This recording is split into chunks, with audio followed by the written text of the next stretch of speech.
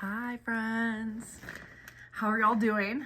We're a little over halfway to your race, and so I thought I would share a little TED Talk today that balances art and science.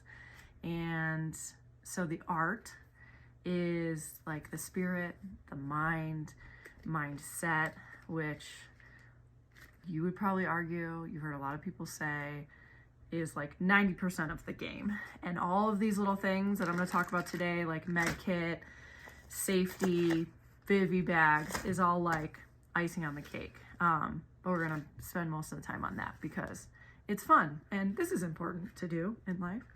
But art and science. So the art. I'll share with you something that I've done, and I've shared a lot. I think one of the things I want to remind you of that maybe I don't do a great job of reminding you of, but you get to choose everything, right? Brandon and Natasha, like your ultimate goal at Kilimanjaro, this particular race as a crew, as a runner, I'm here as a one viewpoint of information. You maybe read race reports about the Telluride 40. You maybe talk to other friends. You've got your crew of guys that went up to the Castle Rock climb. There's lots of like inbound information. And I just want to remind you that you get to choose. You are the architect of everything. And this is just presenting possible options. One thing I like to remind myself of is that if there was one way to do this sport, then when you walked up to the start line of a race, everyone would be wearing the same thing. Their packs would look the same, their gear, their nutrition, like everything would be the same, but it's not. And so want to just do a better job of continuing to remind you and empower you that you get to make all of these choices. So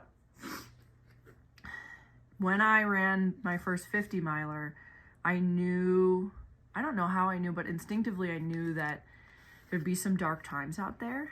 And it sounds like you instinctively know that as well. And so I printed out a bunch of quotes, and you can see there's like a coffee stain on it now.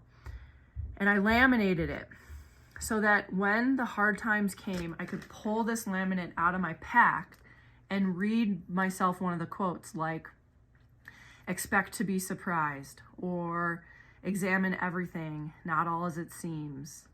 These are all quotes from my favorite book, and so they resonated with me. And then on the back, I had each mile I dedicated to somebody. So you probably can't really see that, but being able to be like, okay, I'm at mile 7, pull this out and be like, all right, that's dedicated to my friend Beth. The next mile, I'm gonna hold her in my thoughts and like dedicate this mile to her. And so all these things are a great way to like get out of the whirlpool of like negative thoughts and get back into a mindset of gratitude, a mindset of, wait, no, fuck, like I can do this. So that's one idea, and there might be tons of different riffs on that. So that is the art. The science. I am gonna bring you into my race world. We've got bags here that I take. This is my drop bag. I like this because you can see through it. And most people like don't have this. So this is just a Ziploc product that you can get, I think, at Walmart.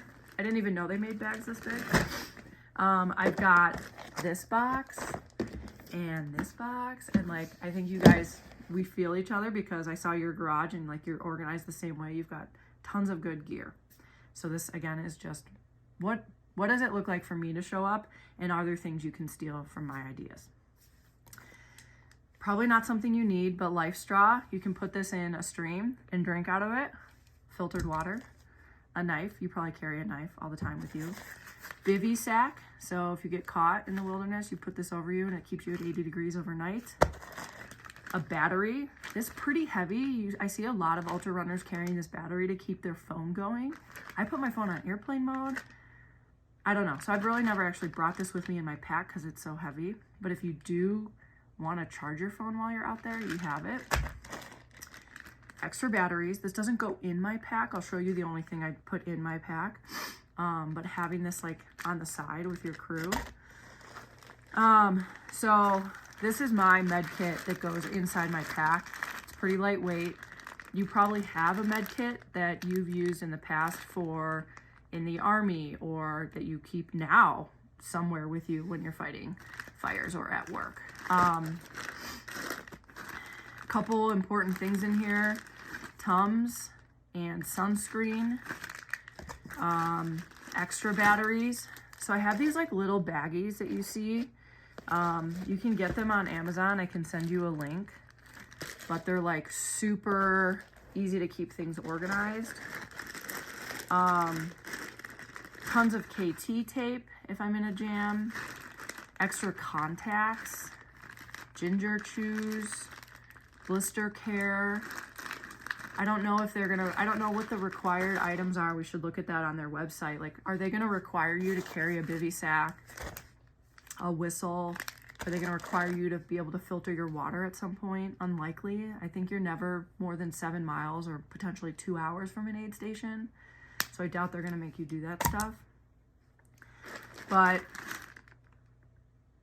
generally having problem-solving items with you, like meds and things like that, in your pack. No doubt you've already begun to build that. A few other products I really like is this like waterproof tape at Walgreens. That's for me. I get really bad blisters. It sounds like you don't, so that's good. This is what I keep in my drop bag. I think if you're getting through this Telluride 40 without getting nauseous and without puking, that's going to be a huge win. It's going to keep you going. You're going to be able to eat. You're going to feel good. But if not, these things should at least stave off the feeling of nausea, even if you don't puke and you're just dry heaving. Going back to like the art of this, there was a runner I talked with. His name is Gediminas Grinas. He's a Lithuanian runner who ran 100 milers. And I may have told you this story, but he got to a point where when he was running a 100-mile race and the first 30 miles sucked, he knew like he was maybe nauseous or puking or felt his muscles felt tight or he was cramping. He actually knew that the next 70 were going to be really good. So when like shit was going wrong really early, he had trained himself to be like good because then it's going to go well.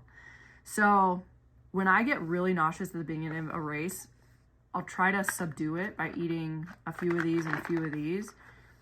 And I try not to panic because I'm like, as long as I can get rid of the nausea, I can keep eating and drinking. So having those ready to go.